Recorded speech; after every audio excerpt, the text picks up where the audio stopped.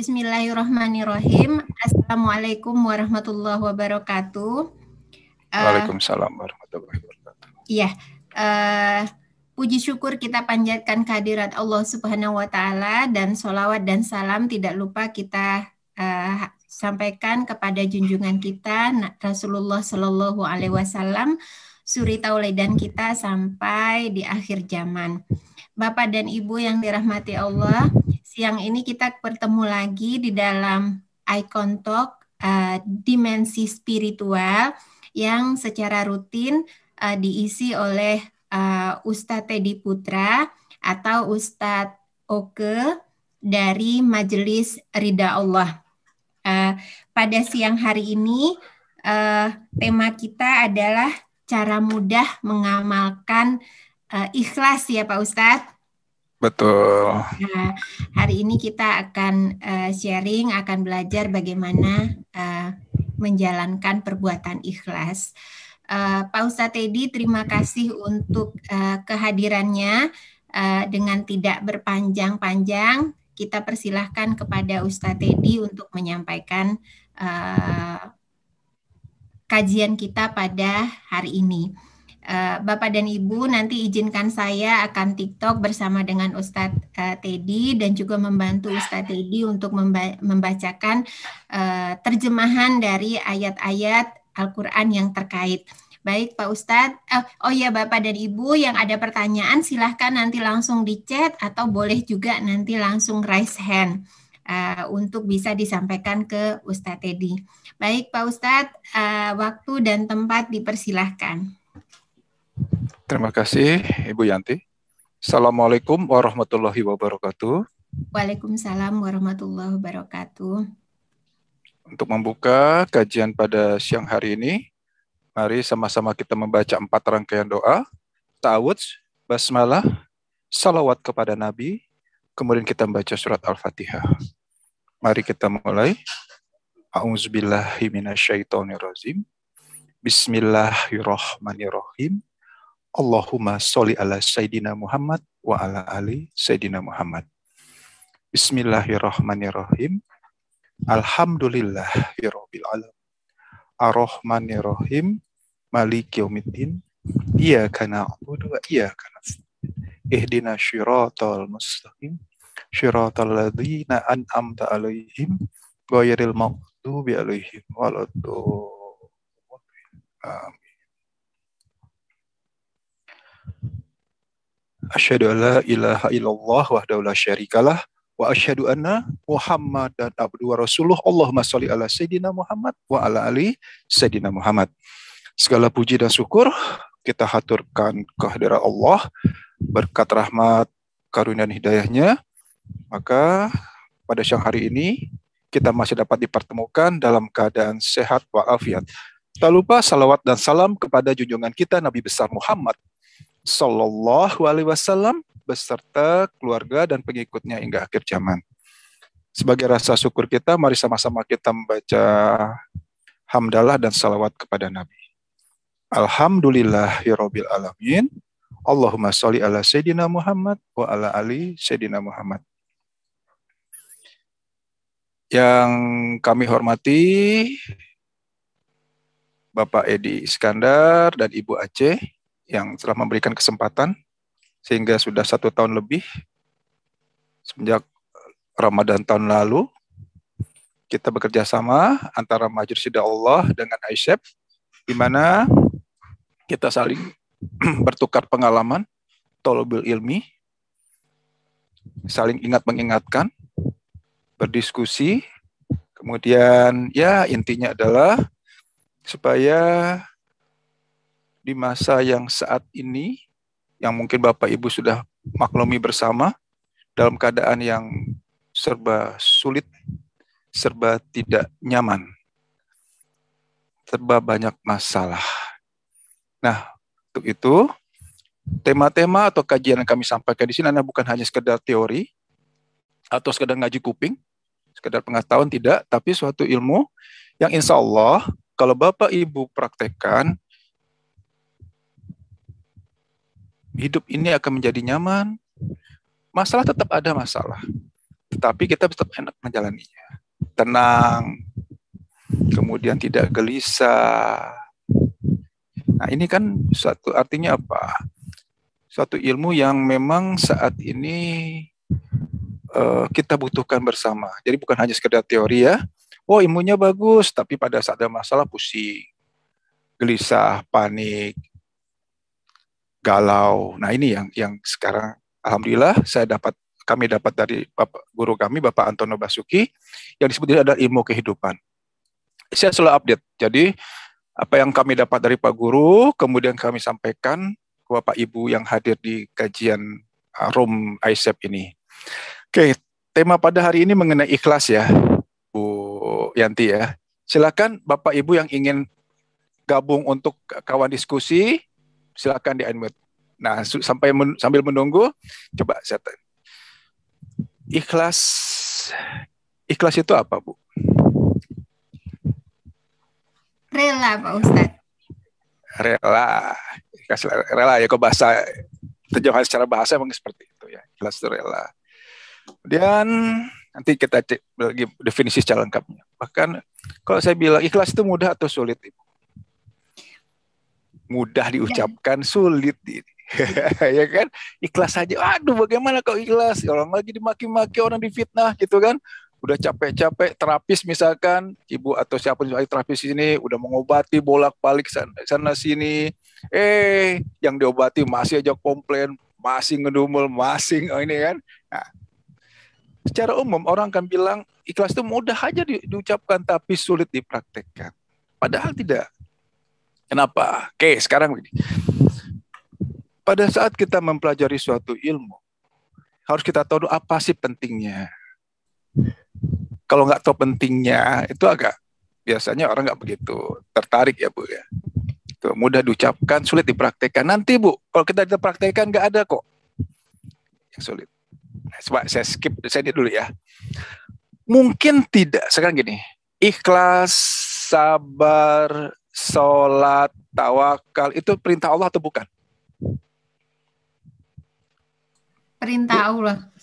Oke. Kalau Allah memerintahkan itu sebenarnya mudah atau sulit? Seharusnya sebenarnya. Mudah. Mudah. Sholat usul itu sebenarnya mudah. Siapa bilang sulit? Kenapa Allah yang memerintahkan? Ikhlas itu sulit nggak? Mudah. Kenapa Allah memerintahkan? Mungkin nggak Allah memerintahkan sesuatu yang sulit? Ayo saya tanya dulu. Sepertinya mudah. Tuh. Kenapa mungkin nggak? Kalau Allah memerintahkan sesuatu yang sulit, contoh manusia kan nggak punya sayap ya, terjun, terbang, nah itu baru tuh. Artinya apa? Kalau Allah memerintahkan suatu perintah, kemudian itu sulit, berarti kan Allah menzolimi ya? Mungkin nggak Allah yang demikian baiknya, maha pengasih, maha penyayang menzolimi makhluknya? Nggak mungkin. Manusia saja yang bilang itu sulit. Dan satu lagi, jangan lupa ada peran iblis, si setan di situ. Itu manusiawi kok. Ikhlas itu sebenarnya gak sulit, ngomong doang gampang. Hati-hati di sana. Apapun yang diperintahkan Allah itu mudah. Kenapa? Allah tidak akan menzolimi.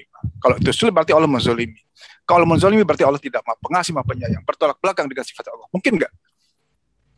Nggak mungkin kan. Nah, jadi tanamkan di kita, oh ikhlas itu mudah. Kenapa? Kalau kita bilang ikhlas itu sulit, Allah akan ada sesuai hadisnya. Berdasarkan praduga, prasangka, hambanya kan. Allah berdasarkan praduga, prasangka, hambanya. Sulit menurut kita ya jadi sulit dia. Hati-hati di sana. Jadi di awal, oh ikhlas itu mudah. Itu dulu. Ikhlas itu mudah. Asalkan diajarkan caranya. Selama ini pernah diajarkan caranya? Ibu, pernah nggak? Ya kan, udah ikhlas saja Bu. Kan gitu kan, ikhlaskan saja Bu. Nah di sini kita diajarkan oleh Pak Guru, kami diajarkan bagaimana metodenya, bagaimana prakteknya, bagaimana tolak ukurnya. Sebenarnya ikhlas kemarin sudah saya sampaikan, ini hanya pendalaman. Tapi untuk yang baru ikut pun nggak masalah, karena saya akan ulangi sedikit penjelasan mengenai ikhlas. Oke, apa pentingnya ikhlas? Kenapa kita harus ikhlas? Yuk, Kenapa kita harus ikhlas? Saya coba share ayatnya ya. Sambil menunggu, ini kita buka ayatnya.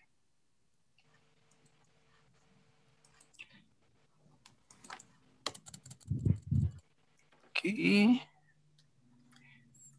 Yang pertama, ya. Pernah dengar ayatnya yang berbunyi, dan tidak aku ciptakan jin dan manusia, melainkan hanya untuk mengabdi atau beribadah kepada Allah. Ini dia, kita buka ayatnya.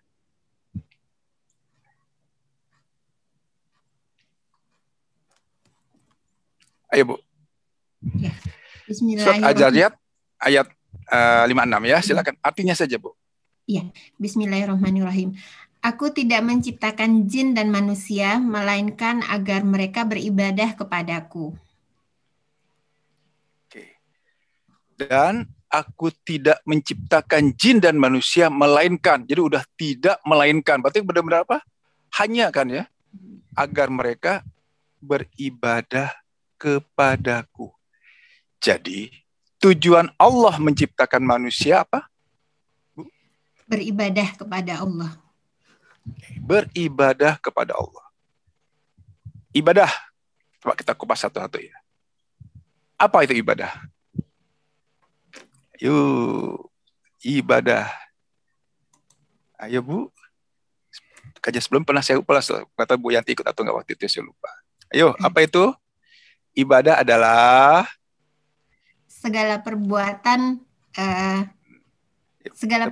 manusia yang diniatkan semata-mata karena Allah, Pak Ustadz. Oke, benar. Oke, jadi ibadah itu adalah apapun kegiatan kita, apapun kegiatan kita, yang menghasilkan pahala, itu namanya ibadah. Dia sholat, tapi karena ingin dipuji, ibadah nggak Bu? Menjadi tidak ibadah.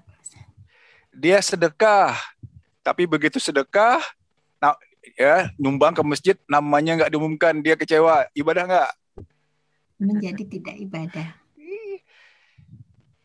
Dia melayani keluarganya pagi-pagi, bikin nasi goreng dengan benar-benar tulus, ikhlas. Suaminya bilang nggak enak, dia tetap tenang. Anaknya bilang, nggak enak, dia tetap, ya nggak apa-apa, yang penting mama udah bikinin. Itu jadi ibadah nggak? Ibadah. Itu dia. Jadi yang nama ibadah itu bukan hanya ibadah-ibadah ritual, sholat, puasa, zakat, itu nama ibadah mahdoh. Ibadah mahdoh apa? Berumah tangga, bekerja, sekolah bagi yang masih sekolah, bersosialisasi. Jadi apapun kegiatan kita dari bangun tidur sampai tidur lagi, sekiranya itu menghasilkan kepala, itu yang namanya ibadah. Jadi kalau ingin kita beribadah, dinilai sebagai ibadah, berarti satu, melakukan segala sesuatu hanya karena Allah. Itulah yang namanya ikhlas. Berarti kalau kita melakukan suatu kegiatan, yang paling jelas aja lah, sholat misalkan, atau ngaji lah, tilawah. Kalau bukan karena Allah, disebut ibadah atau tidak ibadah? Menjadi tidak ibadah. Dapat pahala atau tidak? Tidak. Ini dia, hati-hati di sini. Kita sudah merasa itu suatu ibadah, udah demikian, tapi ternyata kita lakukan karena Allah. Bekerja, cari uang, apapun profesinya. Kalau tujuannya mencari uang, itu ibadah nggak Bu? Hati-hati loh. Ayo. Yang Bu yang memiliki jasa, entah apapun kegiatan kita, burukah atau apapun kegiatan kita, baik yang jasa maupun pedagang, bekerja, kalau tujuannya karena mencari uang, itu tidak akan dinilai sebagai ibadah. Uangnya dapat, tapi di mata Allah itu bukan ibadah. Kenapa? karena dia melakukannya, bukan karena Allah. Apa buktinya untuk kita ngecek ini karena Allah atau bukan? Pada saat kita melakukan satu kegiatan, kemudian kita kecewa karena nggak sesuai dengan keinginan kita. Sudah buka warung pagi-pagi, sampai sore bahkan larut malam. Ternyata untungnya hanya kecil, sedikit. Lantas kecewa. Sikap seperti tadi tergolong ibadah atau tidak? Tidak. Hati-hati loh, Bu. Yang terapis, mohon maaf, sudah jauh-jauh datang, dibela-belain pagi-pagi berangkat. Begitu sampai di lokasi, ketemu dengan pasiennya, ditangani dengan sebaik-baiknya, bukannya berterima kasih, malah marah-marah pasiennya. Lantas, mohon maaf, terapisnya kecewa. Bernilai ibadahkah tindakan tadi? Enggak. Hati-hati ya. Jadi, pertama, niatkan bahwa melakukan segala sesuatu hanya karena Allah. Bukan karena yang lainnya. Oke, pertama, bagaimana supaya ikhlas itu mudah? Yaitu pertama, niatkan hanya karena Allah. Menurut Bu Yanti, kalau karena Allah, kemudian taruhlah yang kita hadapi, apa ya? Oke, pasiennya lah tadi yang Ibu bisa terapis. Mohon maaf, dapat bayarannya kecil. Boleh nggak kecewa? Capek-capek jauh lagi ya, udah jauh, nakesnya sekedarnya aja. Nah, boleh nggak kecewa? Enggak. Lebih ekstrim lagi, udah capek-capek jauh-jauh, bukannya dibayar, bukan dikasih uang, bukannya berterima kasih, pasiennya malah marah-marah, ngomel-ngomel. Kalau karena Allah, boleh nggak kecewa? Enggak. Nah, hati-hati loh, di sini dia kuncinya. Jadi, murnikan kembali niatnya. Apapun yang saya kerjakan, hanya karena Allah. Kenapa? Kita harus sesuaikan, sinkronkan dengan tujuan Allah menciptakan jin dan manusia. Dan tidak menciptakan jin dan manusia hanya untuk beribadah kepada Allah. Ini Bu, poin pertamanya. Oke, jadi, ikhlas itu penting kenapa? Supaya apapun kegiatan kita bernilai ibadah dan bernilai pahala di mata Allah, di hadapan Allah. Ingat, ibadah di sini sekali lagi bukan hanya ibadah makdoh, ada goyer makdoh. Makdoh itu puasa, sholat, zakat, haji, umroh dan lain-lainnya. Goyer makdoh apa? Apapun kegiatan kita dari bangun tidur sampai tidur lagi, bahkan pada saat tidur pun itu bisa sebagai ibadah. Ya, oke. Yang pertama itu pentingnya. Jadi memang kalau ingin bernilai ibadah berarti kita harus ikhlas. Ikhlas itu apa? Melakukan segala sesuatu hanya karena Allah, bukan karena yang lain. Yang pertama. Yang kedua, kenapa harus ikhlas? Kita buka lagi ayatnya.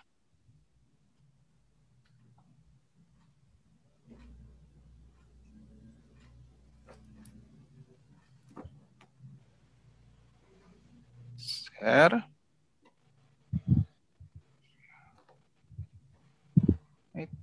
Oh, ini. Ini dia. Silakan Bu, dibaca. Surat Al-Hijr ayat seperbesar 39 dan 40. Terlihat ya? Ya, terlihat. Silakan Bu. Bismillahirrahmanirrahim. Iblis berkata, "Ya Tuhanku, oleh sebab Engkau telah memutuskan bahwa aku sesat, Pasti aku akan menjadikan mereka memandang baik perbuatan maksiat di muka bumi. Dan pasti aku akan menyesatkan mereka semuanya, kecuali hamba-hamba Engkau yang mukhlis di antara mereka. Tuh, mukhlis itu apa? Ikhlas kan? Orang yang ikhlas. Jadi kalau ingin doa kita dikabulkan, yang selama ini menghambat doa kita itu apa? Gangguan godaan iblis. Gangguan setan, gangguan iblis. Bagaimana caranya? Bagaimana untuk mengatasinya? Ya nggak ada pilihan lain. Kecuali harus ikhlas. Kenapa? Oke, ini yang berkata siapa ini? Siapa yang ngomong nih, Bu? Kalau di ayat ini? Iblis. Iblis sendiri ngomong, saya tidak bisa saya akan goda seluruhnya. Kan?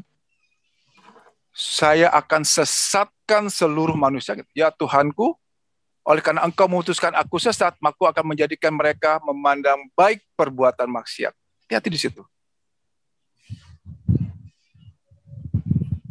Dan pasti aku akan menyesatkan semua mereka. Semua ini siapa, Bu? Yuk. Manusia. Mereka ini siapa? Manusia. Kita semua itu akan disesatkan oleh iblis. Semua, nggak ada pilihan lain. Kecuali siapa? Orang-orang yang mukhlis, orang yang ikhlas. Siapa orang ikhlas? Orang yang melakukan segala sesuatu hanya dan hanya karena Allah. Berarti ikhlas itu wajib atau sunnah atau boleh enggak, boleh tidak? Ya gimana, Bu? Wajib enggak jadinya? Wajib kalau kita memang tidak ingin digoda, tidak ingin disesatkan oleh iblis. Nggak ada pilihan lain. Setinggi ilmu apapun Bapak Ibu, kalau yang namanya udah ibadah, bolak-balik umroh, apapun keibadah, mungkin sholat tahajudnya sampai belasan rakaat, mungkin ditambah sholat-sholat sunnah yang lain sampai puluhan rakaat. Tapi kalau tidak dilakukan dengan ikhlas, jangan harap ini akan bisa menyelamatkan Bapak Ibu. Kenapa? Iblis pasti akan menyesatkan kita semua. Iblis pasti menyesatkan semua manusia kecuali orang-orang yang mukhlis atau ikhlas. Ya?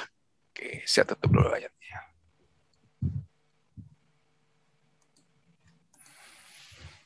Oke. Sekarang berarti melakukan segala sesuatu hanya karena Allah. Analogi yang supaya lebih jelas lagi. Saya pelan-pelan di sini menjelaskan kenapa ikhlas ini demikian pentingnya. Sehingga kalau pemahaman Ibu, ikhlas itu sulit. Nah udah, itu udah kena di awal. Ikhlas itu mudah. Ikhlas itu harus. Kenapa? Kalau tidak ingin disesatkan oleh. Ikhlas itu harus kalau ingin bernilai ibadah, bernilai pahala di mata Allah. Oke. Ini apa, Bu? Gelas. Gelas. Ada isinya? Tidak, kosong. Kosong ya, kosong ya. Oke. Kita anggap ini adalah perbuatan. Apapun kegiatan kita. Ambil contoh lah. Apa contohnya, Bu? Kegiatan sehari-hari aja, apa contohnya? Salah satu contoh kegiatan Ibu. Di rumah. Yang gampang aja. Ngapain? Masak. Oke. Memasak. Oke. Ini ya, ini kegiatan. Ini apa? Ballpoint. Ballpoint. Oke. Kita anggap ini perbuatan dan ini adalah niat karena Allah. Ya. Kegiatan Ibu apa? Masak. Niatnya apa? Karena Allah. Oke. Boleh ada yang lain nggak? Boleh ada yang lain nggak? Saya ulang. Melakukan segala sesuatu hanya karena Allah. Anggap gelas ini salah satu kegiatan rutin sehari-hari. Kita bekerja atau berdagang, belajar sekolah, dan Ibu bilang tadi kan masak kegiatannya rutinnya. Oke, Ibu lagi masak. Anggap ini kegiatan masak. Kemudian ini analogi contoh ya, ini contoh aja. Niat karena Allah. Kalau namanya memasaknya ingin hanya karena Allah, boleh ada yang lain nggak di dalam? Selain ballpoint. Oke. Boleh ada ini nggak? Pengen dipuji orang? Boleh ini nggak? Tidak. Boleh ada ini nggak? Nggak boleh. Nah, analogikan contoh ini apapun kegiatan Bapak Ibu, apapun kegiatan. Berarti kalau ingin hanya karena Allah, harus dikeluarkan kan? Buang semua. Hanya karena Allah. Ini kan enggak. Oke. Sedekah apa ini kegiatannya? Sedekah ya. Sedekahlah kita anggap di sini. Wah, awalnya iya. Saya sedekah masjid karena Allah. Kemudian, wah, sedekah saya gedein biar dipuji. Masuk lain. Oh, saya tambah lagi yang lain kan. Senang, saya minta diumumkan. Oh, ini Bu selama ini kejadian. Ini yang kita lakukan selama ini. Ya enggak? Kita melakukan suatu, kesannya sih ya, kita tahu hanya karena Allah. Udah, tapi kemudian kita masukin dan yang lain-lainnya. Boleh enggak? Apapun kegiatan Ibu, apapun kegiatan Bapak di sini, keluarin satu-satu. Keluarkan. Oke, murnikan lagi. Saya hanya karena Allah. Oke. Tolak ukurnya apa? Kalau kita lakukan itu hanya karena Allah, ciri khasnya satu, hatinya jadi plong, lega. Itu ciri-cirinya. Pada saat Ibu bersedekah, hanya karena Allah. Niatnya gitu ya. Saya niat gitu kan. Saya akan bersedekah hari ini hanya karena Allah. Udah bagus tuh niatnya kan? Tiba-tiba datang ke rumah tuh. Biasanya udah niat kayak gitu, Allah akan langsung tes kok Bu, diuji langsung. Datang pengemis, ibu-ibu masih muda, sehat, jadi dikasih nggak? Bukannya kerja jadi pembantu kayak ngapain kayak kan gitu. Iya Pak ya. Iya, iya Pak Ustadz. Itu dia Bu. Itu dia. Kalau memang sudah niatnya memang hanya karena Allah kasih. Nah, begitu Ibu kasih, hatinya plong, itulah saatnya mustajab untuk berdoa. Minta sama Allah. Begitu melakukan hati kita plong, ya, minta bersedekah ataupun tindakan yang hati plong, lega, berdoa kepada Allah. Apa mintanya? Jangan tanggung-tanggung. Minta kepada Allah, ya Allah, berilah hamba dan keluarga hamba bahagia dunia dan akhirat. Selesai dong. Pamungkas itu kan doanya kan. Hutang ya jadi insya Allah akan lunaskan. Misalkan yang sakit juga sakitnya akan bikin sembuh. Minta sama Allah bahagia dunia dan akhirat. Salah satu momen, salah satu kondisi yang mustajab untuk berdoa pada saat kondisi ikhlas. Apa cirinya? Hati kita plong. Ya, jadi langkah pertama supaya kita mudah untuk ikhlas yaitu melakukan segala sesuatu hanya karena Allah. Yang kedua, nah saya tanya Bu, ini jawabannya hanya satu kata Bu. Bagaimana caranya supaya kita mudah dalam apa istilahnya menerima kejadian? Biasanya kan orang sulit ikhlas pada saat yang terjadi itu beda dengan keinginannya. Betul kan? Oke. Satu kata. Apa yang saya lakukan? Ya, cuma satu kata aja, Bu. Apa yang harus lakukan sehingga kita mudah ikhlas walaupun tuh sebenarnya nggak sesuai kok apa yang saya inginkan. Ayo. Yakin pada ketetapan Allah. Yakin pada ketetapan Allah. Yang lain itu panjang, Bu. Yakin kepada ketetapan Allah itu berapa kata? Hanya satu kata loh. Ayo Ibu yang lain silakan.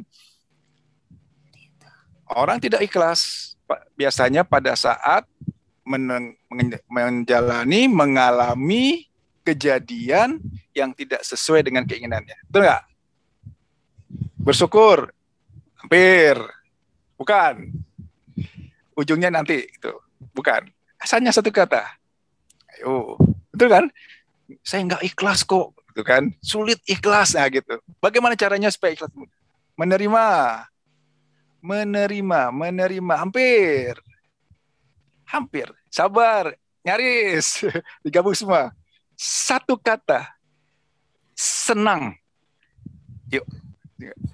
Senang menerima apapun kejadian. Senang aja udah. Tuh, betul kan? Senang. Coba, kalau kita udah senang, jadi masalah nggak?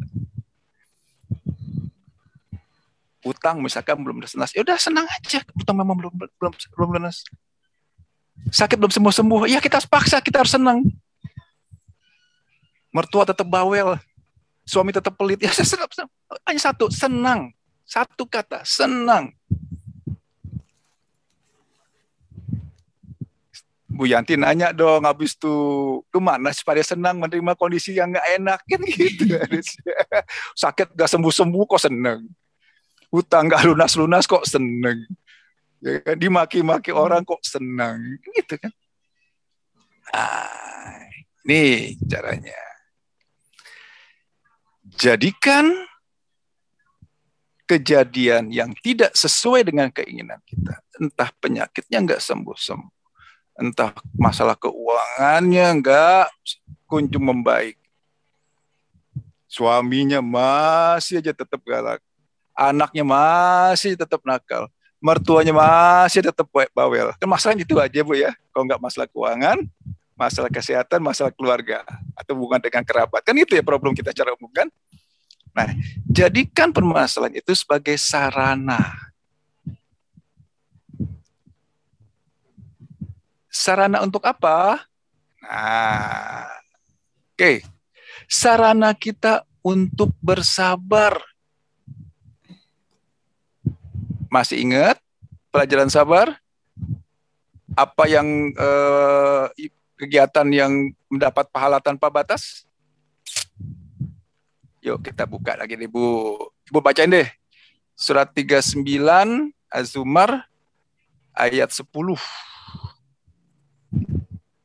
Surat 39 ayat 10. Coba saya bantu share juga. Biar nanti sama-sama kita lihat ya. Az-Zumar itu surat 39. Surat, baca yang kalimat yang paling bawahnya aja ya.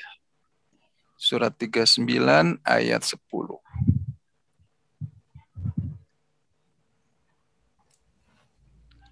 Az-Zumar surat 39 ayat 10.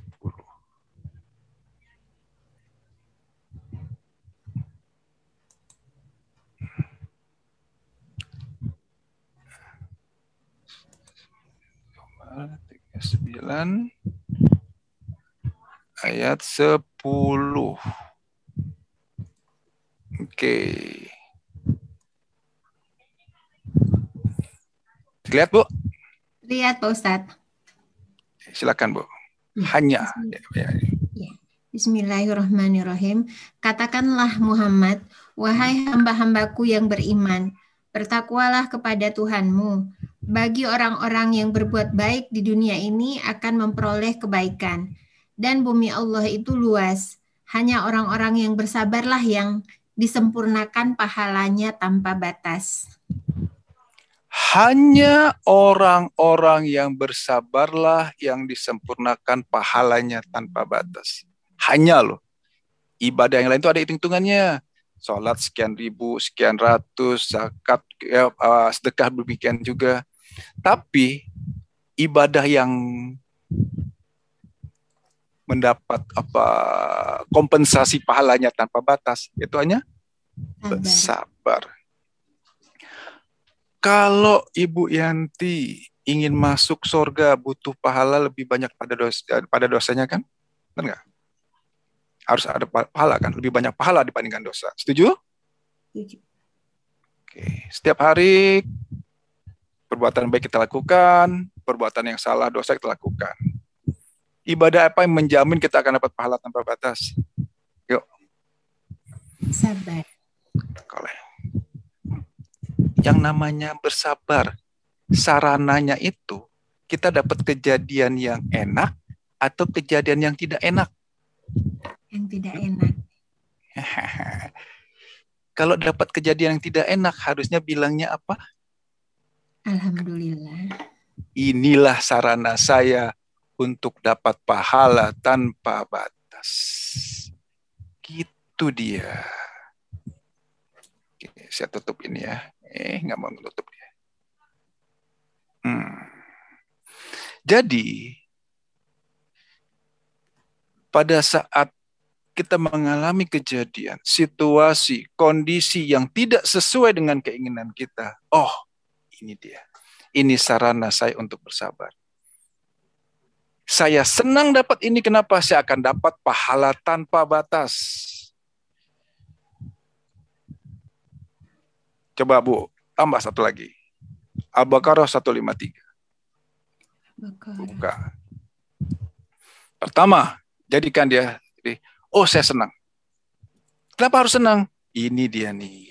Kalau saya semua hidupnya aman-aman saja, sehat walafiat, duit banyak, suami soleh, anak soleh dan soleha, kapan mau bersabarnya? Kapan meningkat derajat sabarnya? Kapan saya akan dapat pahala tanpa batas?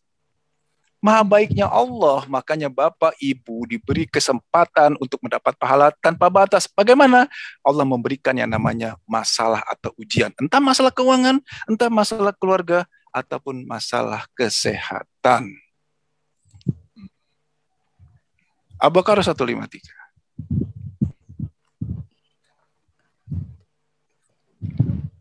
Ketemu Bu? Ada Pak Ustaz. Saya bacakan aja. Bisa? Coba saya bantu share juga. Jadi yang pertama, kenapa harus senang? Karena akan dapat pahala tanpa batas. Oke, yang kedua Al-Baqarah 153. Ini dia, saya buka deh. Al-Baqarah 153. Ini sudah sering kok. Ibu pasti tahu ayat ini. Dan ini sering saya bawakan juga.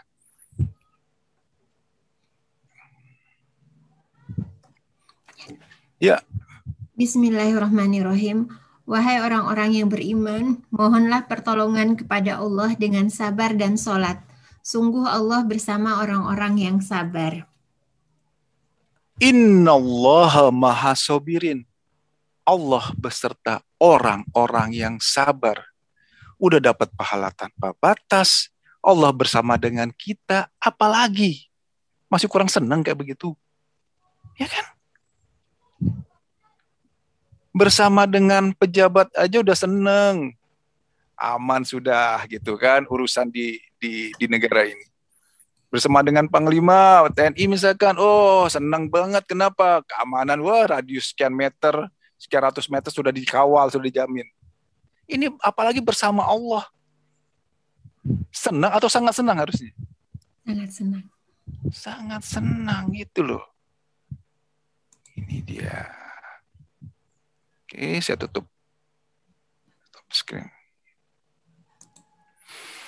Jadi, pertama, murnikan niat hanya karena Allah. Yang tadi sampai. Yang kedua, senang. Buat sikap senang.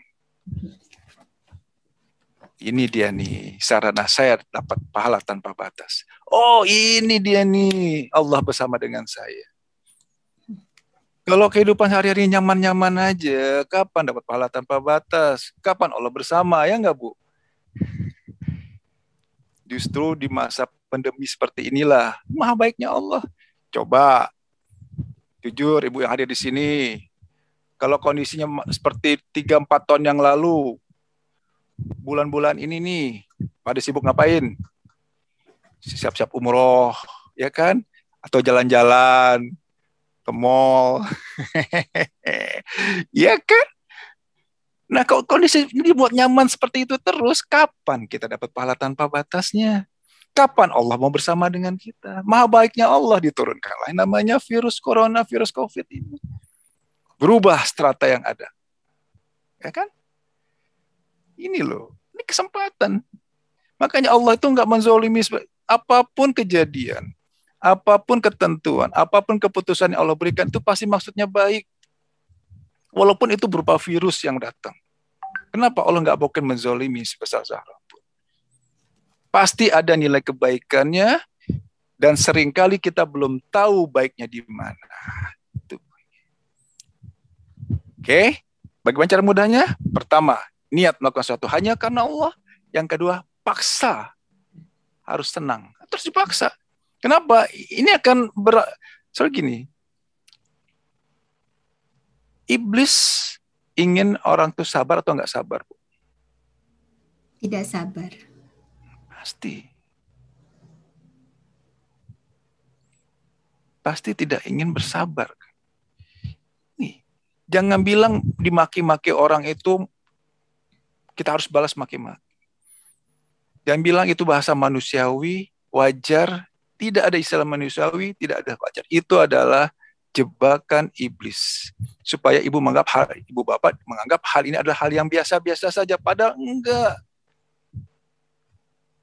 Iblis tidak ingin manusia menjadi orang yang bersabar. Itu dia. Oke. Dua. Ya. Pertama, niat karena Allah. Yang kedua, senang. Buat senang, paksa. Yang ketiga. Poin yang ketiga, lupakan. Ayo, kenapa harus lupakan, Bu? Kenapa harus dilupakan? Kita berbuat ini, udah. Taruhlah paling contoh apa ya? Agar tidak menjadi beban. Agar tidak menjadi beban. Bukan menjadi beban, Bu. Biar nggak nanti kalaupun yang terjadi berbeda dengan yang kita inginkan. Kan kita udah lupanya, udahlah. Jadi masalah nggak? Yang jadi masalah pas kita masih ingat-ingat kebaikan. Oh, saya kemarin sedekah nih. Ya, gitu kan. Oh, kemarin saya nolong tetangga si A. Taruhlah misalkan Ibu Yanti. Nolong tetangga sebelah rumah. Udah ditolong malah dia fitnah ibu. Kalau ibu masih ingat-ingat kebaikan ada, jadi kesel nggak? Kesel kan? Jadi poin ketiga, lupakan apapun kegiatan ibu yang kegiatan baik tadi yang sudah bernilai ibadah, jangan ingat-ingat, lupain aja sudah. Selama ini problemnya adalah kita suka ingat-ingat kan jasa baik kita, ya nggak? Udah saya tolong, bukannya ini malah fitnah saya, malah ngomong-ngomong di belakang kan gitu. Udah saya obatin bolak-balik, bukannya terima kasih, malah saya diomongin ke yang lain, nggak bener nih cara terapisnya. Ada yang ngalamin kerja seperti itu kan? Kenapa? Karena mengingat-ingat kegiatan baik kita, udah lupakan. 3 langkah tadi. Niat hanya karena Allah. Kemudian senang. Yang ketiga, lupakan. Nah, oke. Ya, silakan. Kalau ada yang ingin bertanya. Ya, Pak Ustadz, ini ada pertanyaan dari Ibu Rahmi. Ibu Rahmi akan disampaikan langsung, boleh? Saya bacakan juga boleh. Silakan. Ya, Pak Ustadz, kalau dari Ibu Rahmi, nanti Ibu Rahmi sambil ini bisa di TikTok juga sama Pak Ustadz ya. Pak Ustadz, ini mohon pencerahannya bagaimana supaya diri bisa ikhlas seikhlas-ikhlasnya dari perbuatan orang jahat atau dari perbuatan jahat orang lain. Karena kerap di hati terbersit rasa sedih dan perih. Terima kasih jawabannya Pak Ustadz. Coba diwakili oleh Bu Yanti. Kalau kita lakukan 3 langkah tadi, selesai nggak? Hanya karena Allah, senang aja. Oh, ini sarana saya untuk yang bersabar, dapat pahala tanpa batas. Allah bersama saya. Yang ketiga, udahlah, saya berbuat baik, udah amat lupakan. Terjawab nggak? Terjawab. Iya. Lakukan 3 langkah tadi ya Bu ya. Murnikan lagi niatnya. Jadikan sarana tadi kejadian yang tidak enak ini, yang tidak sesuai dengan keinginan Ibu sebagai ini sarana saya untuk bersabar, sarana saya untuk dapat pahala tanpa batas, sarana saya Allah bersama saya. Yang ketiga, udah lupain. Lupakan saya pernah berbuat dosa. Terjawab nggak Bu? Kalau belum puas, silakan unmute. Ya. Bu Ya Bu Rahmi, ya. silakan unmute Bu Rahmi. Benar nggak Bu? Menurut Ibu, saya sudah diwakili oleh Bu Yanti. Terjawab nggak? Iya, terjawab Pak Ustadz. Ini ilmu kok ini praktek loh. Jadi yang kami sampaikan ini bukan hanya sekedar teori, praktek.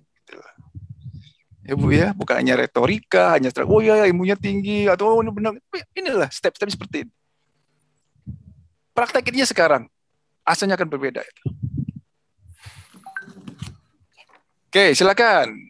Rami kalau belum puas, unmute. Kalau enggak, silakan yang lain. Kalau sudah, alhamdulillah. Yang lain, ada yang ingin bertanya? Bapak dan Ibu, silahkan kalau ada yang ingin bertanya bisa unmute atau bisa raise hand atau bisa juga chat di kolom chat. Oke, silahkan. Pak Ustadz, ini ada dari Pak Suyat Midiran. Beliau bertanya bagaimana caranya untuk bisa menerima dengan ikhlas penyakit yang kita derita, Pak Ustadz. Oke. Bagaimana bisa menerima dengan mudah, ya gitu ya, penyakit yang enggak sembuh-sembuh. Bagaimana menerima kondisi hutang yang enggak lunas-lunas, sementara debt collector telepon, terus datengin, terus teror, terus gitu ya. Bagaimana menghadapi Ibu Rahmi, baik terima kasih juga. Bagaimana mengalami mertua yang bawel banget, kan?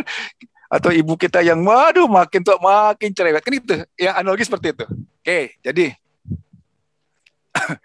langkah pertama,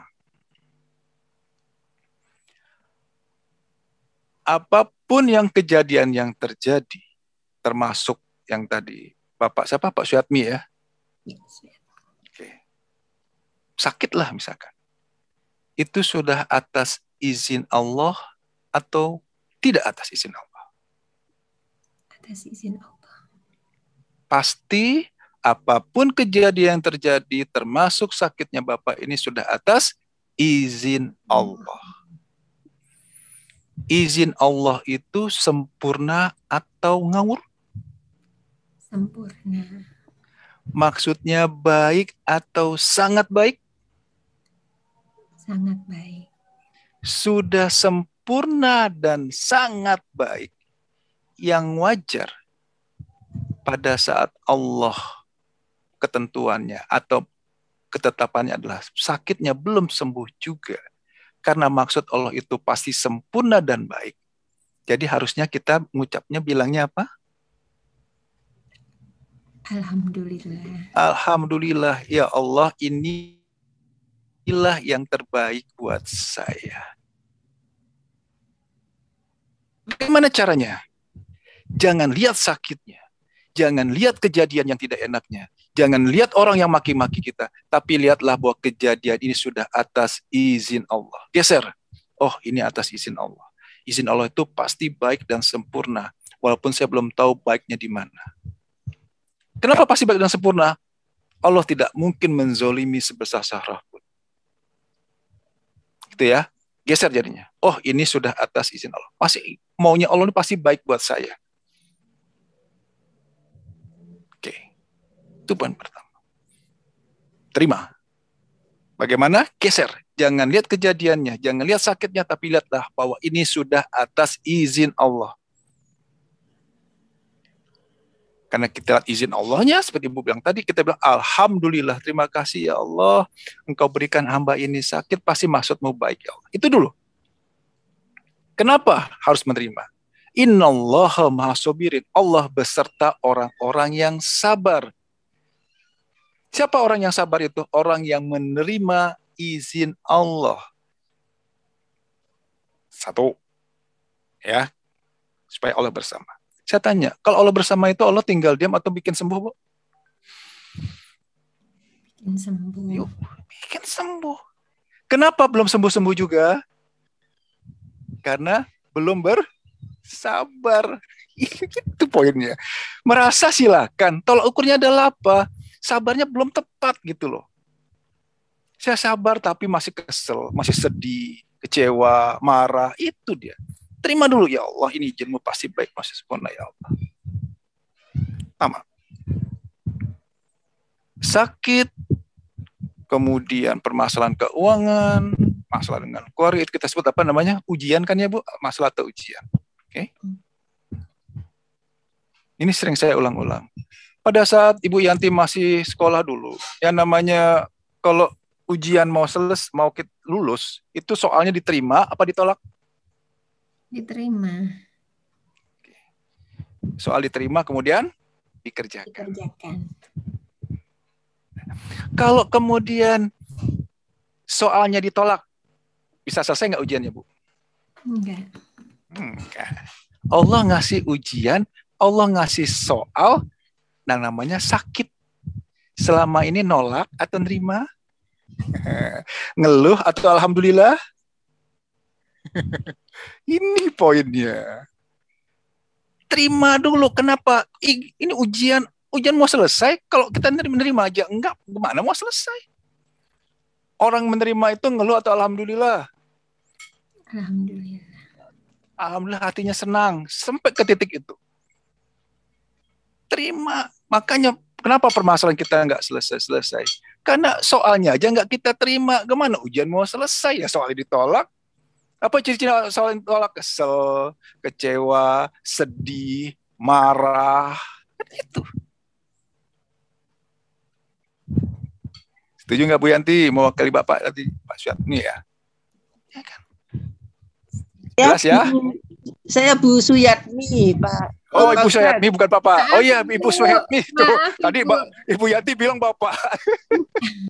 Maaf, Bu. Iya, Pak Ustadz. Ya, benar Bu ya? Oke, gimana Bu? Suami saya itu kan ini ginjalnya terganggu. Jadi memang sudah 6 tahun ini harus cuci darah. Jadi setiap seminggu itu 2 kali. Jadi Selasa dan Jumat gitu. Ya, insya Allah sih saya selalu bisa mendampingin itu. Itu tadi yang saya tanyakan supaya saya itu tetap ikhlas.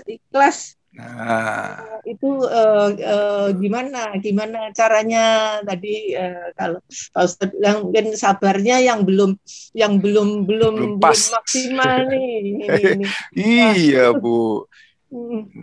Ya jadi sama Bu, apapun permasalahannya, kondisi saat ini ya, berbagai macam penyakit, kemudian juga proses penyembuhannya mungkin juga nggak bisa cepat. Tadi ini kan berupa ujian itu harus diterima dulu Bu. Nggak mungkin selesai kalau kita nggak terima. Terimanya apa? Terima kasih, alhamdulillah ya Allah. Sampai ke titik itu Bu, yakin maksudmu pasti baik ya Allah. Itu tanam itu dulu. Kejadian ini pasti maksudmu baik ya Allah. Jadikan sarana untuk Ibu meningkat sabarnya, untuk memperbaiki kualitas sabar. Satu, ya. Kemudian langkah berikutnya apa? Setelah Ibu perbaiki sikap sabarnya, tadi, hai orang yang beriman, jadikanlah sabar dan sholat sebagai penolongmu. Jadi kalau kita ingin ditolong Allah, apa syaratnya Bu Yanti? Masih ingat? 1. Bokar 1 mati kata dulu. Ada 3 syarat ya. Ayo, apa? Hai orang yang beriman, jadikanlah sabar dan sholat sebagai penolong. Perbaiki iman, perbaiki sabar, perbaiki sholat. Kalau Allah menolong, apapun jenis penyakit, apapun permasalahan kita, selesai nggak? Sembuh nggak? Sembuh kan? Ini dia Bu. Jadi gini, sama seperti kata tadi. Awali apapun kegiatan kita itu, entah berobat, berikhtiar, dengan niat hanya menjalankan perintah Allah. Secara umum, ibu ke dokter kan karena ingin sembuh kan? Ya nggak? Kemudian begitu udah ke dokter sekali, dua, tiga kali, nggak sembuh juga, kecewa kan? Biasanya gitu. Lama-lama putus asa, kesel kan gitu. Ini dia, itu kesalahan di awalnya adalah karena niatnya ingin sembuh. Geser, ganti sekarang. Saya berikhtiar, saya cuci darah, suami saya cuci darah, ke dokter ataupun ikhtiarnya hanya dalam rangka menjalankan perintah Allah. Hanya menjalankan perintahmu ya Allah. Mau sembuh atau tidak, berhasil atau tidak, itu haknya Allah. Gitu loh. Selama ini kita sudah mencampuri haknya Allah, makanya pusing jadinya, kecewa jadinya begitu nggak berhasil. Mau nikah lagi, Bu. Runtutannya panjang ini. Dengan di awal salah niat, ujungnya itu udah pasti. Makanya kan inamal amalu niat, ya. Awalilah niat itu dengan benar. Apa? Menjalan hanya karena Allah, bukan karena ingin sembuh, bukan karena perintah dokter, bukan karena supaya lain, bukan, hanya karena Allah. Mau nikah lagi.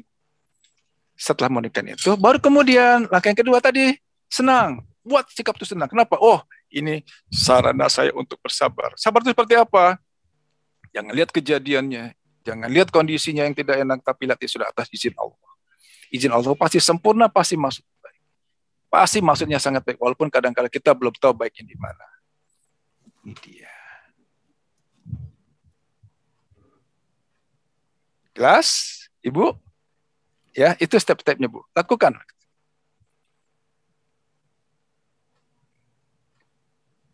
Kondisinya, pilihannya kan hanya dua di sini. Ibu bersabar, menerima kondisi yang ada, kemudian hati tenang, paksa untuk senang, tetap cuci darah. Harus dilanggar. Kondisi yang kedua, resah, gelisah, galau, tetap cuci darah. Milih yang mana? Ya kan? Endingnya beda loh. Kenapa saya bilang endingnya beda? Yang orang pada saat menerima masalah, kejadian yang tidak enak, harus rutin cuci darah, rutin berobat, ke sana kemari, tapi dia tetap lakukan dengan sabar, dia menerima, itu termasuk orang yang bersyukur atau orang yang tidak bersyukur. Ya, Bu? Orang yang bersyukur. Dia berobat. Niatnya karena ingin sembuh. Begitu nggak sembuh, dia kesel, dia marah, dia kecewa. Itu termasuk orang yang bersyukur atau yang tidak bersyukur? Tidak bersyukur. Ibu tahu kan konsekuensinya bedanya bersyukur dan tidak bersyukur? Pernah kita bahas waktu itu? Apa, Bu? Kalau bersyukur, apa akibatnya? Kalau tidak bersyukur, apa? Kalau bersyukur Ingat? akan ditambah Allah nikmatnya. Yang tidak bersyukur akan mendapat azab. Kita buka ayatnya. Oke, kita buka surat apa itu ya? Kita buka dulu. Saya coba share screen ya.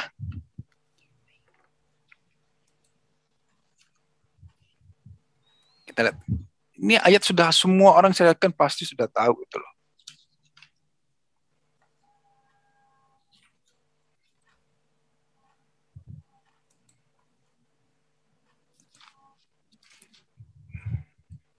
Surat 14 ayat 7. Surat 14 ayat 7. Kita ulang lagi ya, biar semua.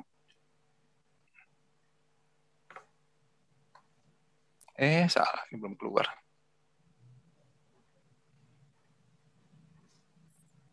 Salah. Surat 14 ayat 7. Ibrahim ayat 7. Ini dia. Ya, silakan Bu. Bismillahirrahmanirrahim.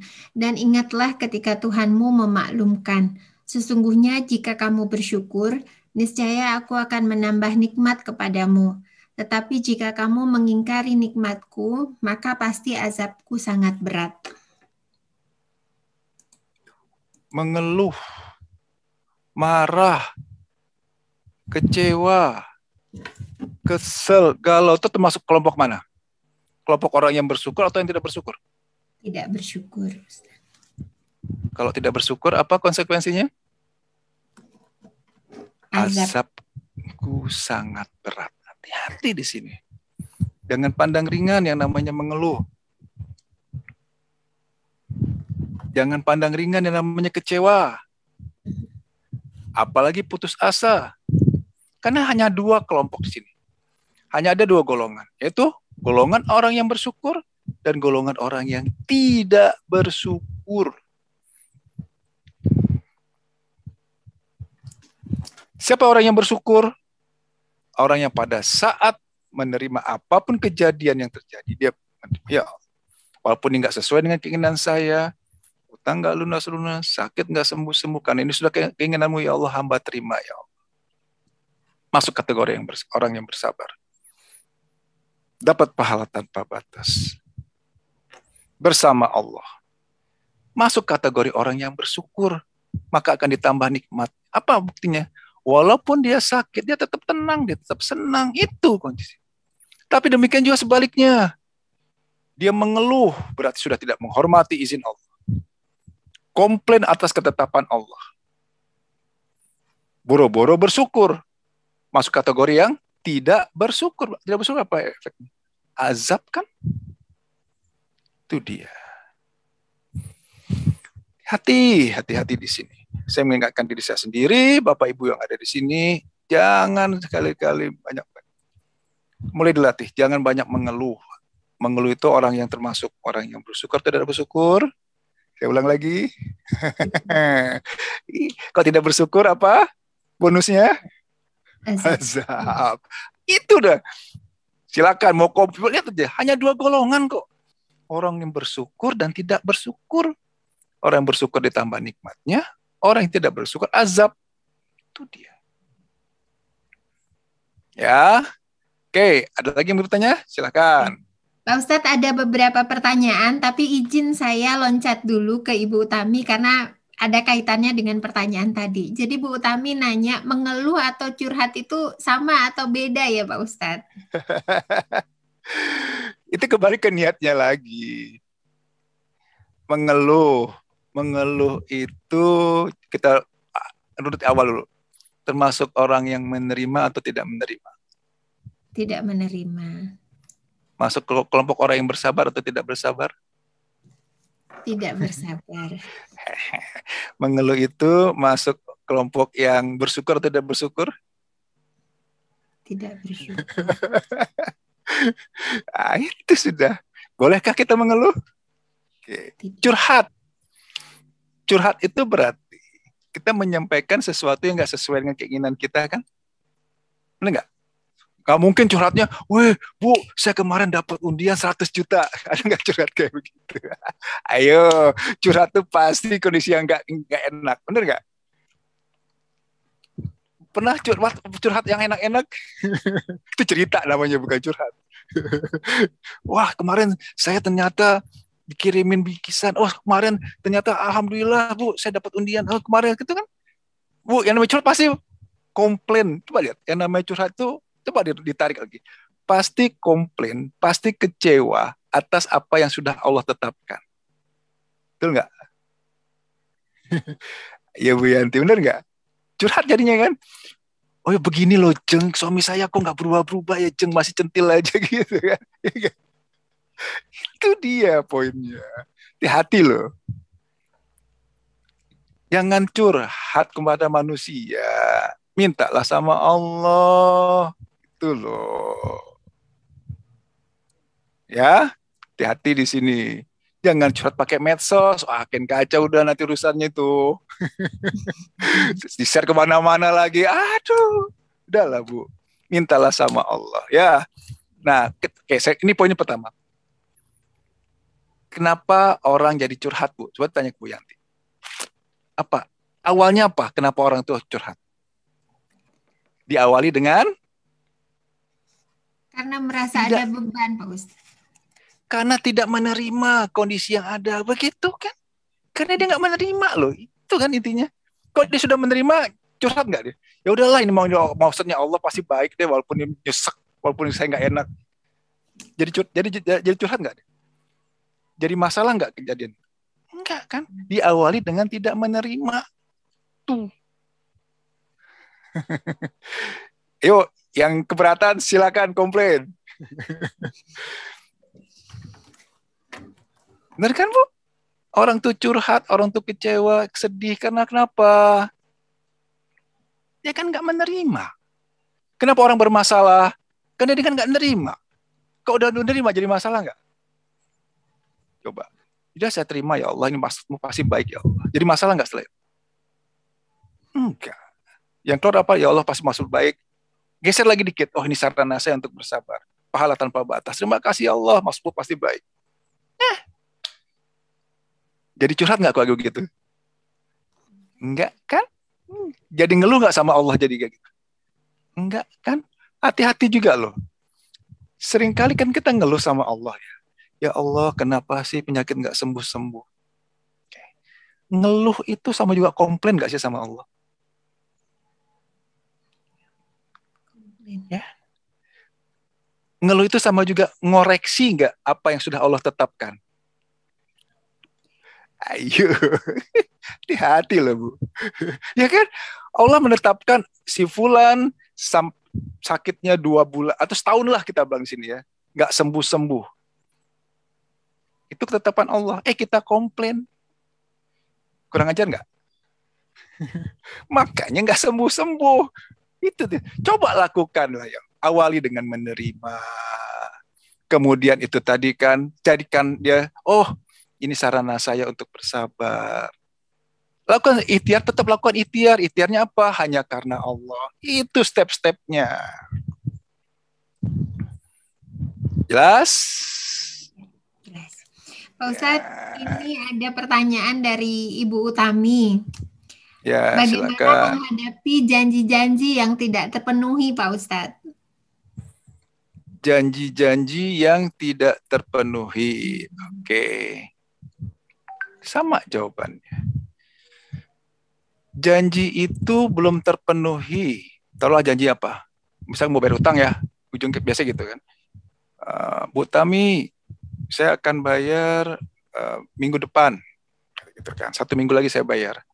Udah seminggu, 2 minggu, sebulan, setahun, enggak dibayar-bayar juga. Biasanya seperti itu ya. Kita misalkan contoh seperti itu.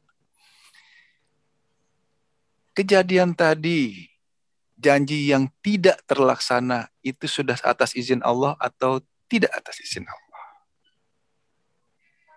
Ayo. Izin Allah. Oke. Balik lagi, izin Allah itu baik atau ngawur? Sempurna atau tidak sempurna? Itu aja lagi. Sudah maksudnya baik dan sempurna, oh ini pasti maksud Allah baik. Itu dulu poinnya. Nah, tuh kan begitu digeser Bu. Oh pasti ini maksud Allah baik. Nah, kalau ibu sudah menerima kondisi tadi, ya Allah pasti maksud baik. Innallaha ma'asobirin, Allah beserta orang-orang yang bersabar. Kalau Allah beserta dengan Ibu Tami, Allah bisa nggak membolak-balikkan hati? Bisa tiba-tiba dibayar nggak? Bisa. Bisa diganti nggak dari arah yang lain? Itu dia, Bu. Tapi awali dengan menerima dulu gitu loh. Runutannya panjang. Dengan menerima berarti masuk orang yang bersabar. Orang yang menerima bersabar berarti dia kemudian masuk kategori orang yang bersyukur. Kenapa? Dia berterima kasih, dia menghormati izin Allah. Kenapa? Dia berterima kasih atas kejadian apapun yang Allah berikan. Dia berterima kasih Allah, walaupun ini belum orang yang nggak bayar juga, walaupun dia janji. Nanti Allah akan ganti. Bisa juga orang yang tadi janjinya terpenuhi atau tergantikan dari jalan yang lain. Memungkinkan nggak Allah seperti itu? Sangat memungkinkan. Itu dia. Oke, ada yang lain? Ya, Mas Pak ya? Ustadz, ini Gimana, Bu? ada. Ini dari Ibu Rahmi Siregar, masih berkaitan dengan janji atau hutang, Pak Ustadz. Jadi bagaimana sikap ikhlas terhadap orang yang berhutang saat meminjam sampai mau nangis, tapi giliran ditagih HP-nya dimatiin, di WA, di SMS tidak dibalas. Padahal uang yang dipinjam itu bisa cukup untuk membayar uang kuliah anak 1 semester, Pak Ustadz. Pertanyaannya hampir sama kayak tadi ya, kan? Permasalahan orang minjem, tapi minjemnya udah ampun-ampun nangis-nangis, begitu mulanginnya malah kita yang jadi ngemis-ngemis gitu kan, biasanya seperti itu ya. Itu Bu, pulangin saya lagi butuh nih kan gitu. Nah, hati-hati di sini. Pada saat ibu menolong seseorang, dapat poin 1 kan? Orang kesulitan, Ibu Yanti bantu. Misalkan gitu. Di tengah jalan, harusnya orang itu mengembalikan, dan Ibu lagi butuh, orang itu malah ngemplang, atau apa dia, bahasa kasar, ya, malah galakkan dia, nggak mau bayar utang. Ibu marah, Ibu kecewa, Ibu kesel. Jadi -1 kan ya? +1 -1 jadinya berapa? No. Sayang loh, hati-hati lagi di situ. Sayang Bu, sayang. Udah nggak dibayar, kecewa lagi. Itu kan. Udah nilai ibadahnya nggak dapet, uang juga nggak dibayar, rugi 2 bolak-balik tuh ruginya. Lantas bagaimana caranya? Itu langkahnya sama. Terima lagi, ya Allah, si fulan memang belum bayar, pasti sudah atas izinmu ya Allah. Pasti maksudmu baik ya Allah. Yakin aja, maksud Allah itu baik. Kenapa nundakan bayar? Berprasangka baiklah manusia. Oh, mungkin si ibu tadi ada keperluan yang lebih penting ketimbang membalikkan uang saya. Itu Bu. Ini adalah bagian dari ujian Ibu Tami. Bagaimana mau selesai kalau soalnya nggak terima kan? Kayak tadi kan, ini udah pinjemin malah bukannya mulangin, ngemplang, malah nagihnya susah, galakan dia lagi, pasti kita ini kan. Itu dia. Kalau step-step yang sudah lakukan dengan benar, menerima, kemudian kita tetap lakukan ikhtiar, nagih silakan nagih, tetap nagih. Allah bisa nggak gantikan dari tempat yang lain? Itu dia. Iya kan? Awali, sekali lagi, awali dengan menerima. Bagaimana ujian, bagaimana permasalahan Bapak Ibu mau selesai dengan sikap awalnya ya udah kesel, udah marah, udah kecewa. Coba tes gini deh. Ini sering dialami oleh beberapa jamaah kami. Pada saat mau nagih, tujuan lagi apa? Bu Yanti, diwakil Bu Yanti deh. Tujuan lagi apa secara umum? Agar dikembalikan, Pak Ustaz. Kalau itu karena Allah atau karena ingin uangnya balik? Uangnya balik. Itu udah poin salah di situ. Ya Allah, saya nagih semata-mata hanya karenamu ya Allah. Apa? Tugas adalah ingatkan bahwa dia berhutang, utang itu harus dikembalikan. Jadi niatnya hanya mau dibayar mau enggak terserah ya Allah. Bismillah, jalan. Ini kan enggak, ujuk-ujuk masih kesel, masih marah, langsung Bu, ayo dong bayar saya punya. Kan gitu kan selama ini kan. Itu poin utamanya. Buat Allah bersama kita dulu gitu loh. Ibu yang tahu tadi Bu Tami, kawannya yang nggak mau bayar hutang. Taruhlah misalkan dia uangnya ada bisa kembalikan. Dia punya uang tapi dia nggak mau bayar hutangnya. Itu di bawah pengaruh siapa? Pengaruh setan kan? Ntar aja Bu bayarnya, masih ada kok keperluan lain kan gitu ya. Kawannya tadi. Oke. Bu Tami datang. Kondisi kesel, kecewa, marah. Di bawah pengaruh siapa? Iblis. Iblis, setan. Setan ketemu setan jadinya reunian lagi dia kan. Nggak selesai masalahnya. Itu poinnya. Bagaimana caranya?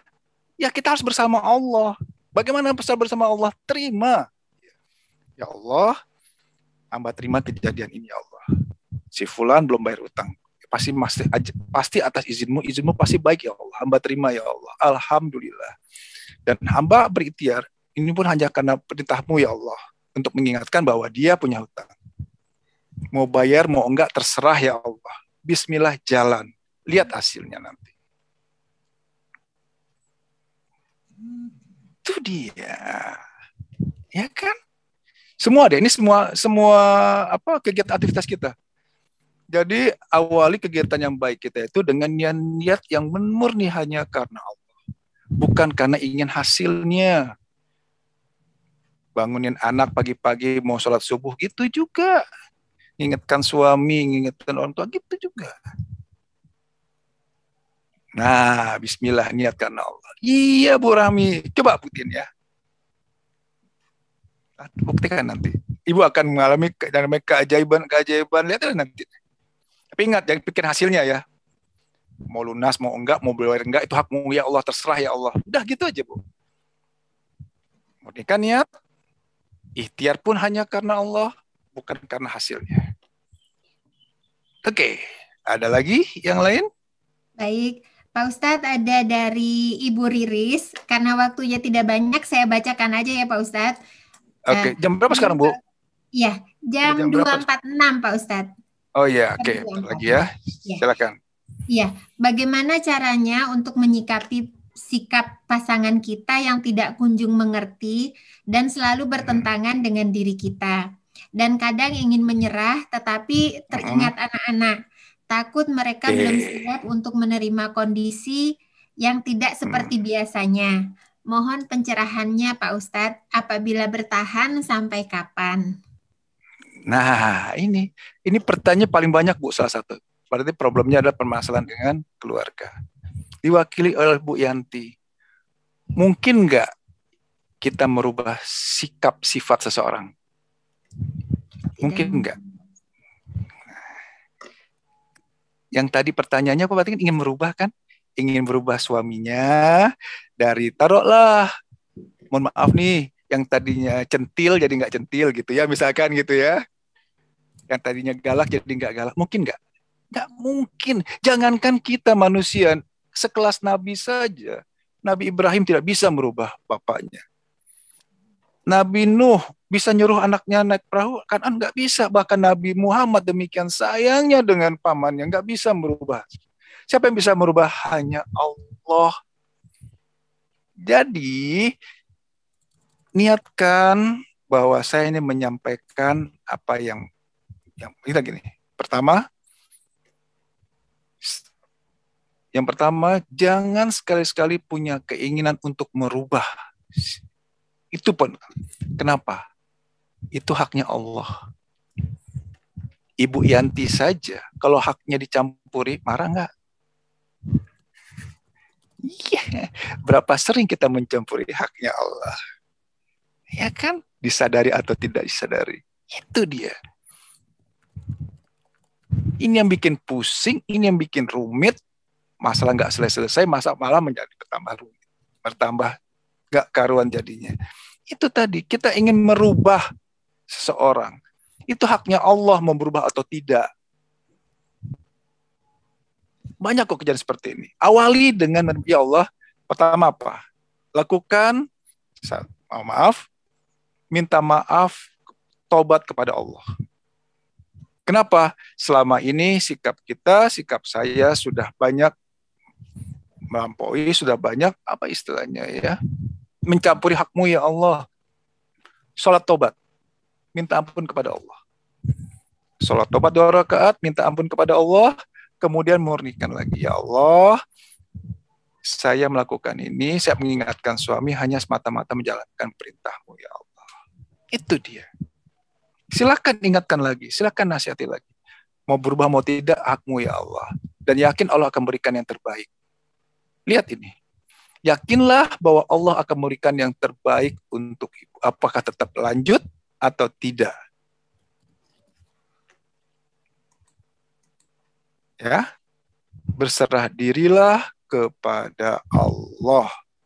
Mintalah kepada Allah dengan diawali tadi. Bukan keinginan kita untuk merubah, tapi hanya sekedar menyampaikan. Poinnya itu, Bu. Jelas ya? Jadi, khusus yang untuk yang berumah tangga, problemnya itu, Bu. Selama ini keinginan saya ingin merubah istri saya nggak bawel, nggak cerewet lagi, nggak sering belanja, ngabisin duit, misalkan gitu ya.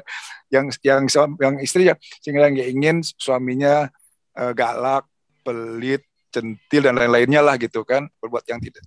Itu kan keinginan kita merubah, jangan, hilangkan. Balik lagi, minta ampun kepada Allah, sholat tobat 2 rakaat, kemudian murnikan lagi niatnya. Ya Allah, hamba yakin awal dengan menerima kejadian ini pasti atas izin-Mu ya Allah. Engkau pasti memberikan yang terbaik untuk hamba. Itu poin itu dulu, Bu. Terima dulu. Ya, Bu Riris. Oke. Riris, jika masih ada yang ingin ditanyakan, silakan di-unmute, Bu. Alhamdulillah. Terima kasih Pak Ustadz atas pencerahannya. Ada sedikit teman dan kemudian iya. Ya, yakinlah, benar Bu, yakinlah Allah akan berikan yang terbaik buat Bu Riris ya. Oke, semua diawali dengan terima ya Allah, pasti enggak salah. Nah, gitu. Ya, silakan. Ya. Ada yang lain? Sudah habis ya waktunya Bu ya? Ada ya, Bu Riris. Ada satu lagi Pak Ustadz dari Bunda Aufa. Sudah memaafkan Pak Ustadz, tetapi masih itu dan ada rasa sakit kalau membayangkan ucapannya. Saya paling demen nih. Saya sudah memaafkan tapi pasti ada tapi. Ya Bu, ya Pak, ya ini saya paling suka ini. Saya udah maafin loh Pak, saya sudah ikhlas loh Pak. Tapi pasti pakai tapi itu udah maafkan atau belum? Itu dia. Kalau masih pakai tapi, itu masih belum maafkan. Masih pakai tapi. Ya udahlah, yang memaafkan, nerima udah nggak pakai tapi lagi, hilangkan. Tapi ini yang jebakan iblis, merasa sudah memaafkan, merasa sudah ikhlas, merasa sudah bersabar, dan masih ada tapi, itu dia. Belum. Bagaimana caranya? Nekat, paksa. Harus menerima. Harus benar maafkan. Udah, jangan pikir yang lain-lain lagi. Tapi kan, hilangin kata tapi. Bilang. Ingat, kata tapi itu jebakan iblis supaya ibu tidak murni maafnya. Aja udah. Ya kan? Tapi, saya udah maafkan. Saya ikhlas kok Pak. Tapi kan gitu kan, saya maafkan, tapi masih ada pakai tapi kalau jika itu baik, masih ada pakai kata sambungan, namanya maaf titik, nggak ada kata sambung lagi. Setuju Bu Yanti? Setuju Pak Ustadz.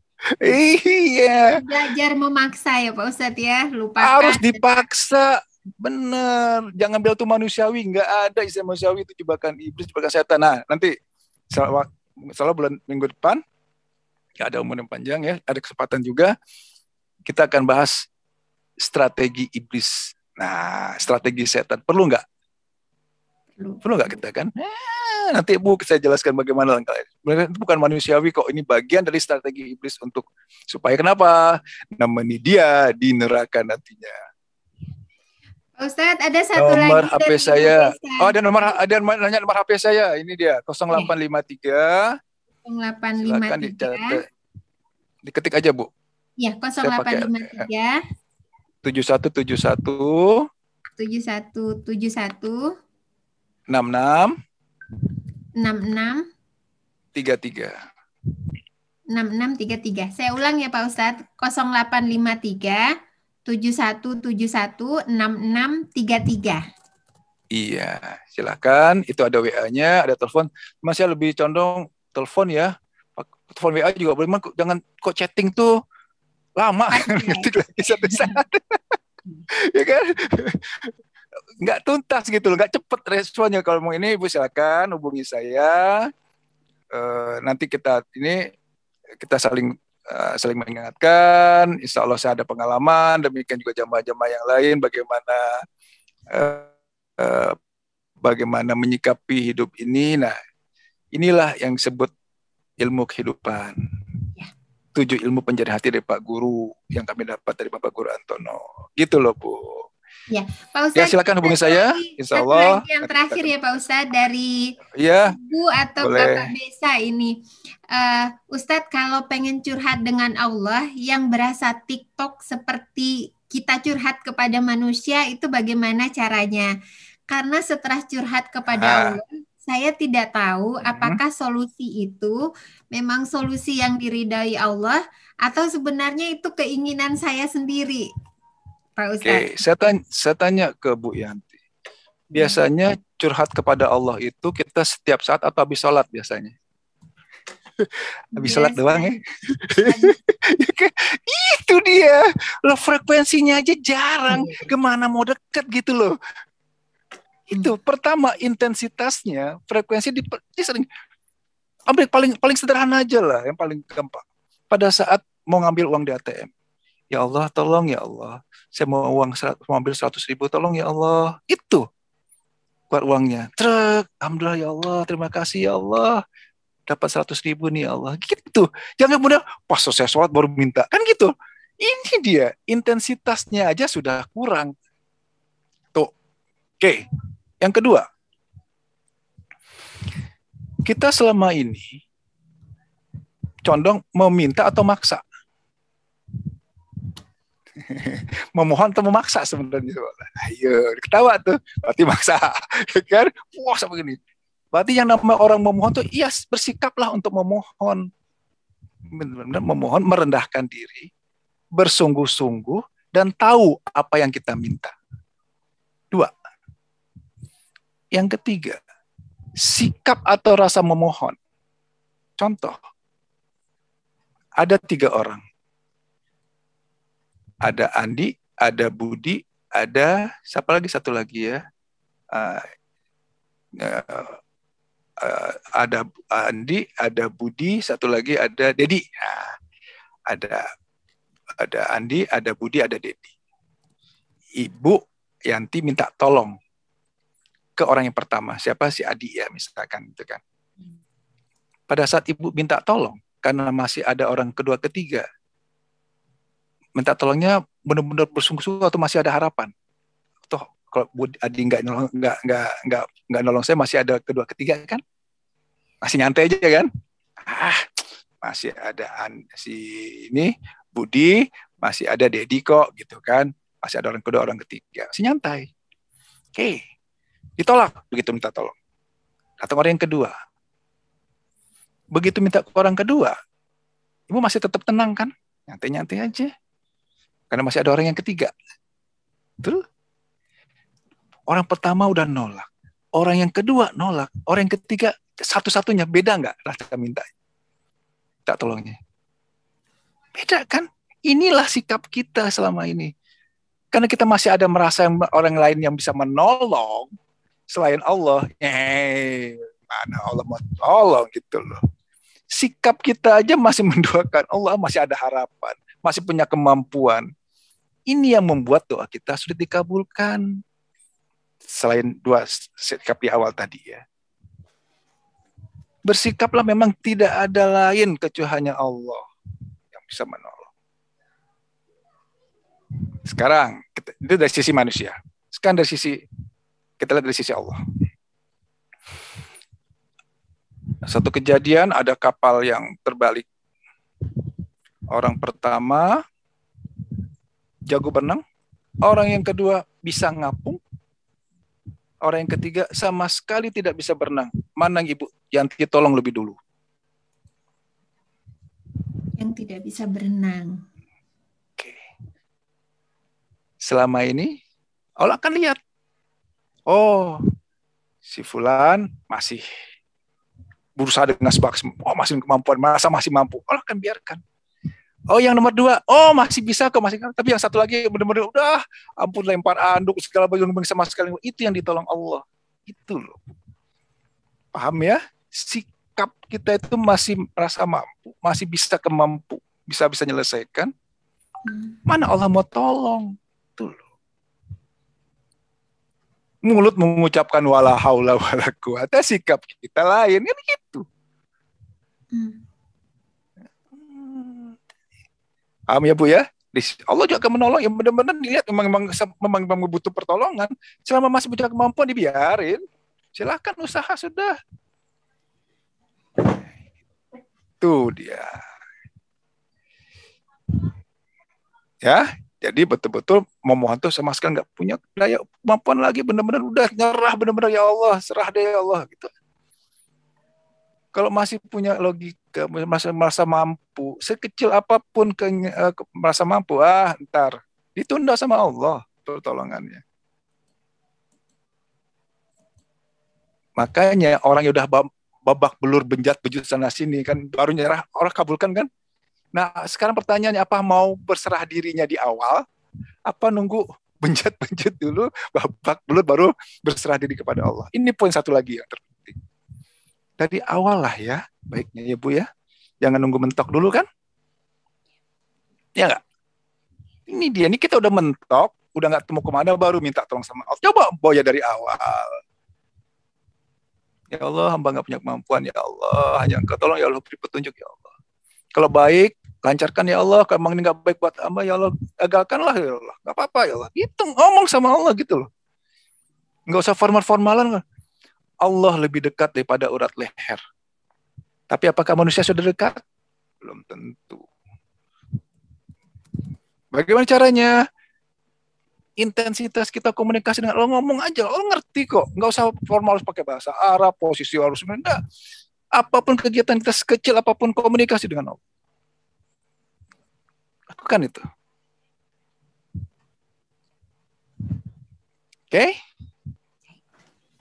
Nah, ada lagi yang ingin bertanya? Udah waktunya udah lewat Bu ya? Oh iya, sudah jam 3 Pak Ustadz. Dan semua pertanyaan sudah apa Pak Ustadz? Sudah tersampaikan. Sudah ya, sudah sampaikan ya. Baik. Karena tadi saya bicaranya mungkin ada yang menyinggung perasaan, kemudian juga ada yang kurang enak didengar, dengan diwakili oleh Ibu Yanti, dimaafkan Bu. Dimaafkan insya Allah Pak Ustadz. Terima kasih Bu Yanti.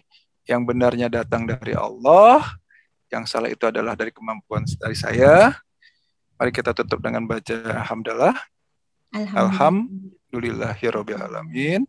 Assalamualaikum warahmatullahi wabarakatuh. Waalaikumsalam warahmatullahi wabarakatuh. Pak Ustadz Teddy, Bapak dan Ibu semua, alhamdulillah kita sampai di penghujung acara. Subhanallah, Masya Allah, bekal dari Pak Teddy, dari Ustadz Teddy tadi bagi kita untuk belajar dan berusaha terus untuk bisa menerapkan ikhlas di dalam setiap langkah dan kehidupan kita. Ustadz Teddy, terima kasih banyak untuk sharingnya pada siang hari ini. Semoga menjadi amal bagi Ustadz dan kemudian menjadi bekal bagi kami untuk memperbaiki diri dari waktu ke waktu. Pak Ustadz, terima kasih banyak. Bapak dan Ibu, terima kasih banyak kehadirannya. Insya Allah kita bertemu kembali pada Rabu depan ya Pak Ustadz Teddy. Tadi dengan topik strategi menghadapi iblis agar kita nggak kalah dari iblis dan setan ya Pak Ustadz ya. Musuh nyata kita siapa Ibu? Siapa sebenarnya musuh nyata kita? Musuh sebenarnya kita siapa? Musuh kita siapa yang sebenarnya? Diri kita sendiri. Nanti kita bahas. Oke, minggu depan ya. Baik, Pak Ustadz sekali lagi terima kasih. Bapak Ibu terima kasih atas kehadirannya. Semoga menjadi amal ibadah bagi kita semua. Karena sebentar lagi sudah mau masuk sholat asar. Ya. Kita tutup dengan majelis kita. Mohon maaf atas segala kekurangan. Kita tutup dengan doa penutup majelis. Subhanakallahumma wa bihamdika asyhadu an la ilaha illa anta astaghfiruka wa atubu ilaik. Ya. Pak Ustadz dan teman-teman, mohon izin kita tutup dan kita live. Semoga kita semua sehat, bahagia, dan senantiasa bersyukur. Wassalamualaikum warahmatullahi wabarakatuh.